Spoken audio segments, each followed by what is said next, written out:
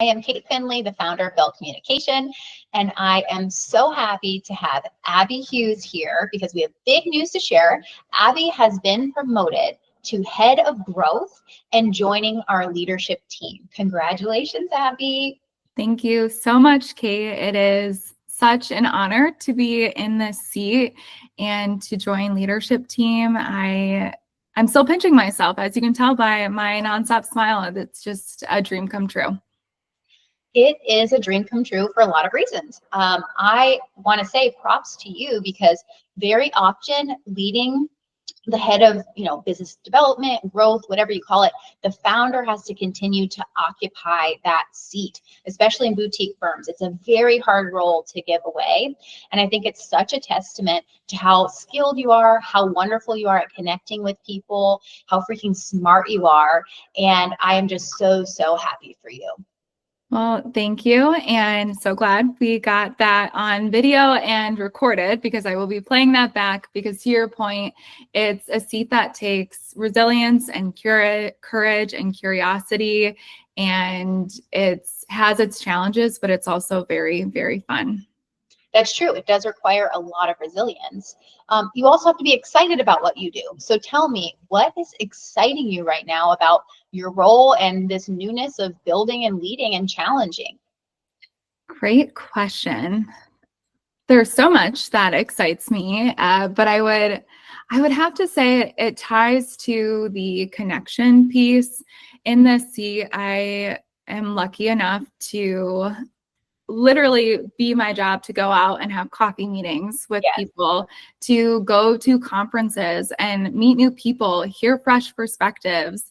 I get to join client meetings and sit on strategy sessions. So being able to connect with people in so many different ways and in so many different settings just really fills up my cup. And, more specifically, I would say when I get a chance to connect with, let's just say, a prospective client or a current client, and they're bringing me or our team common pain points that they have. They tell us what their aspirations are, whether personally or, within the company. It's so rewarding to be able to take that insight and create a plan for them. Plan out how can we deliver undeniable value so that they shine, so that we shine. And so, but that all starts with connection and really being able to hear people and understand people. And so that in itself is very rewarding.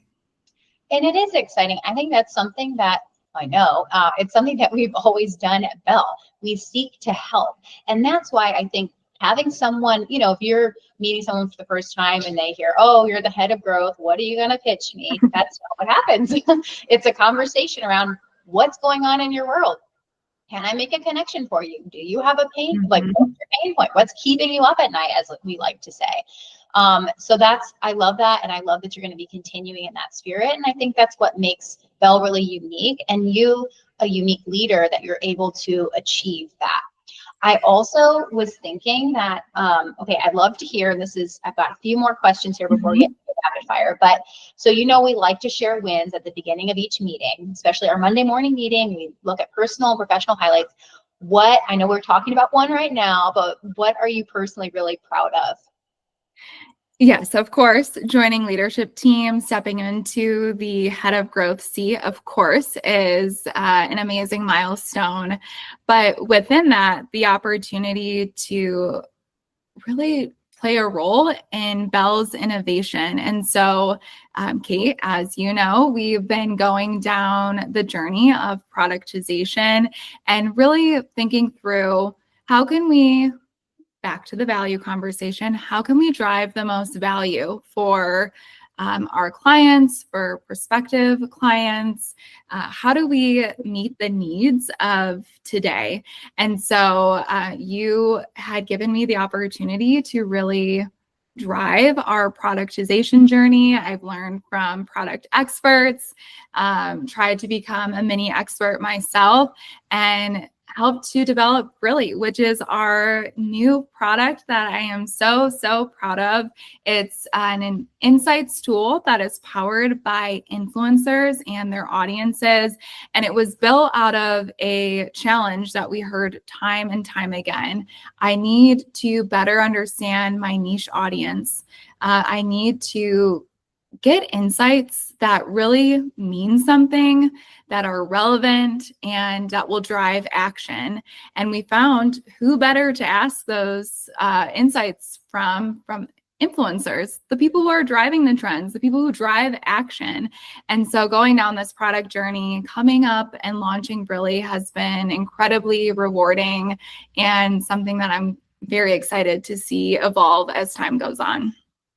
I love that. And yes, that was a big move for us, totally new for us as an agency to go into productization and look at not just productizing a service, but looking at further in and saying, how do we actually create a product? How do we have this arm of our agency that develops more products? And it's a different model, a different sort of thinking about commercialization of the product, all the R&D that went into it. And you definitely played a very critical role in that. And I share your excitement for Brilli. I think that it's also invigorating to find a way that influencers can continue to add value as well. There are so many different ways to use influencers, and many know we do a lot of influencer relations, but this is a really great way to get pretty much real-time insight into what's happening from a consumer perspective, whether it's the economy, fill in the blank, research, all of that. So yes, and I'm so excited too. So we're partnering with Nation's Restaurant News in launching Brilli and all of that. And we have the NRA show coming up. So a lot of really great initiatives that you are absolutely helping lead. So, all right, given thinking and continuing down this route of, okay, client mindset, adding value, what challenges or shifts are you seeing right now with our food service clients? What trends? What are you watching this year? It's an interesting year, and it's been, quite frankly, an interesting 5 years when we think about the start of the pandemic to where we are now. The persistent themes of supply chain issues, economic uncertainty, labor shortages, they all continue to persist. And while those felt a little bit harder to overcome when the pandemic first happened, which, wow, 5 years ago, crazy. They feel more manageable now, and that's because we're seeing the rise of more resilient and agile brands. Those are two words that I think really capture this moment in history and are the two words that describe brands who will make it out on top. It's the brands who are ready and willing to adapt quickly, who are ready and willing to stay really close to customers, their shifting sentiment. That's where Brilli plays a really critical role in understanding. And they're not afraid to take risks to stand out. They're not afraid to pivot their strategies when needed. And they're ready to invest in marketing, sales, communication, to really stay top of mind and to provide value to the people they serve. Yeah, one of the things I've enjoyed, and my next question is going to be around PR and influencer strategy, just to give you a heads up. So I have loved seeing our team evolve over the years from the tactical support. You know, I mean, when we started, it was very much, I need media coverage, get me media coverage all over the place. And now our clients are coming on and saying, we need strategy. We need to know how to prioritize. We've got important everywhere, maybe some urgent. How do we prioritize?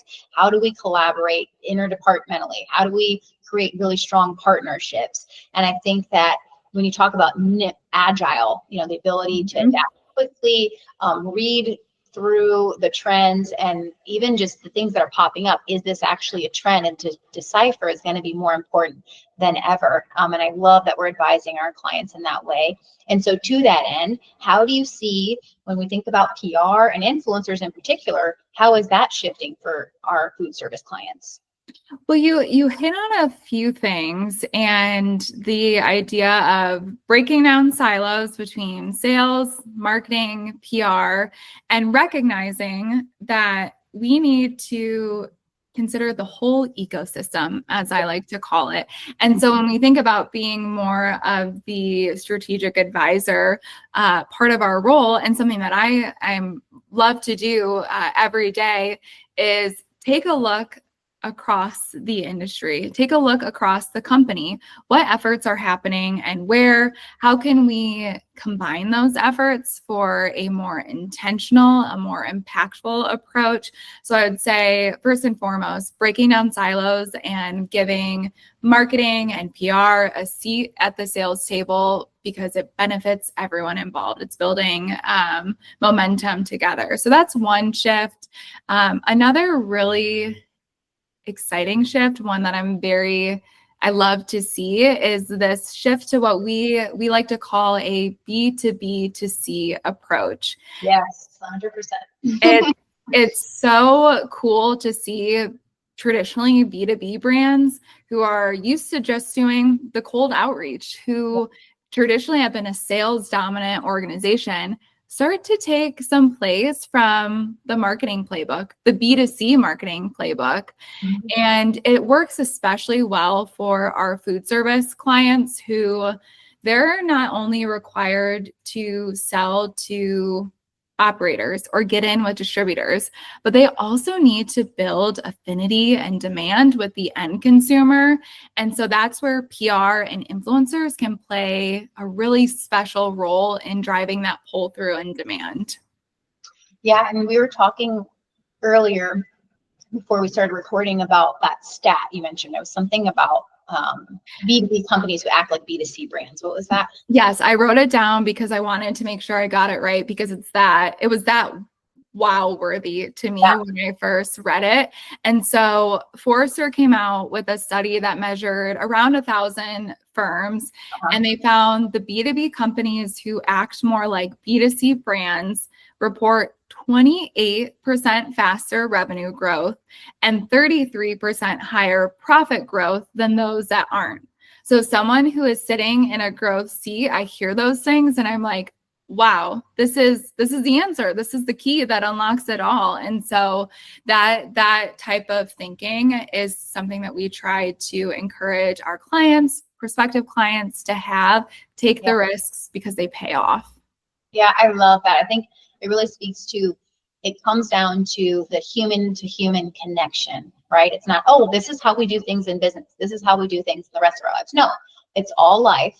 And I think that B2C mindset, bringing that into B2B, like you're saying, the B2B2C, one of the reasons I love it is because it brings it back to, well, what are your behaviors? What do you do? How do you spend your time? How are you on social? What are you buying? And really drilling into that and not losing sight within the tradition of business. So I love that. I'll add to that too.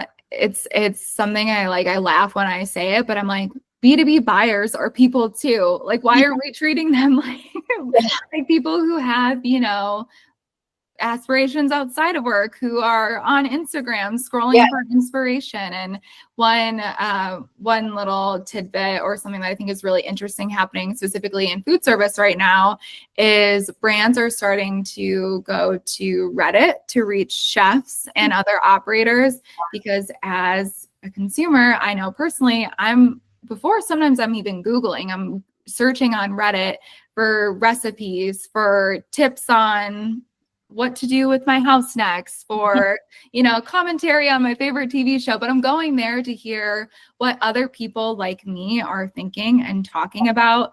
And B2B people, chefs, operators, they do that too. There's niche communities, there's pockets of conversation happening there.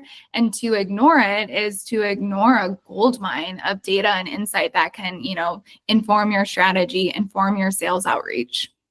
I love that. Yeah, there's a lot we could say about how we're looking to social and the chatter out there and how that can influence decisions. I wanted to ask you one more serious question before getting into the fun questions, even though I think these questions have been fun.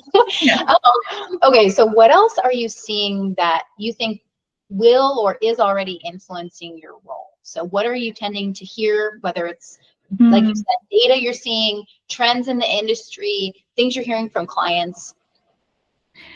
Good question.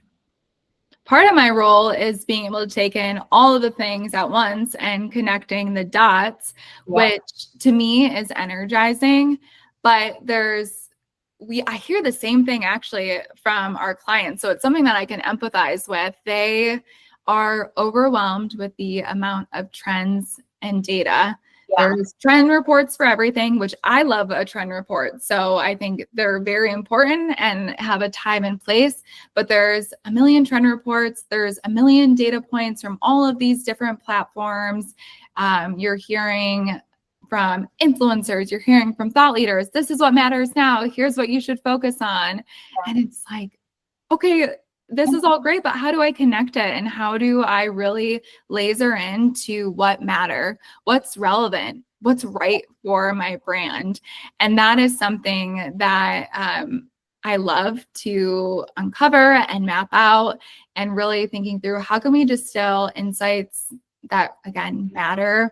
Our tool Brilli helps to do that. It helps to sift through really to the heart of what's going to drive action, but we also look at other tools too. And so to your earlier point, our team is certainly serving as strategic counselors who connect the dots. And then we can also have that execution power where we're taking everything that we've just learned and we're putting it into a plan that's going to drive, business results. So I would say just the lack of shortage in trends and insights is a big part of what I'm seeing and hearing. And then being able to analyze all of that and package it up really does influence how I operate day to day. Yeah, I think it is. It's like a fire hose. And then you have, oh, this is trending on TikTok. Should we do anything with it? So it really takes discernment. And I think that the ability to step back from the chaos and the volume and then dive back in and just come out and make sure that we're not getting overwhelmed. And also the connections, to your point, it's the connections across organizations, across platforms, across mediums. And I love that we have some really great ways to make those connections and do that. Okay, now I have a few rapid fire questions before we wrap up. Okay. Get ready. All right. What is one thing that is on your desk right now that says a lot about you? Okay, I'm looking around. I'm taking inventory. I would say my coworker got me a pickle-shaped plushie that I love. And she got it for me at the end of last year, and it was to represent 2024 and the year of pickle everything. And so just like I was saying, a big part of my role is looking across the industry, taking in trends and insights, and then sharing and driving what matters with those insights. Pickle everything was a big trend. And so she got it for me as a bit of a joke, but it is a fun reminder of what last year was and where we're going. Now, I know your desk is big. Do you actually have this pickle near you so we can see it, or no? I do. It's on a different shelf across. So I have a shelf from me. So I could go grab it, but maybe we'll include a photo of it. Yeah. I have to follow up and see a picture of this. Okay. So what's a guilty pleasure you unapologetically love? It could be TV, a snack, whatever. We won't tell you. Those who personally know me, and so Kate, this probably won't come to a surprise. I love reality TV. Oh yeah. Like the lower quality of the TV show, the more I probably will like it. And so recently I watched the show Traitors, which is really good. I won't share more, but you should look it up if you haven't heard of it or seen it. I love shows like Vanderpump Rules on Bravo, Love Island, the UK version. And so any type of reality TV, I am probably watching it. But I will say it does help me stay up to date with culture and trends, which ultimately benefits our clients. So I'm doing research when I'm watching these. Yeah, no judgment, but it does sound like you're justifying your behavior a little bit. Maybe. No justification needed, right? Yeah. Okay, so we talk a lot about food collabs. So what if you could put two brands together and do like a food collab, who would you pick? Hmm.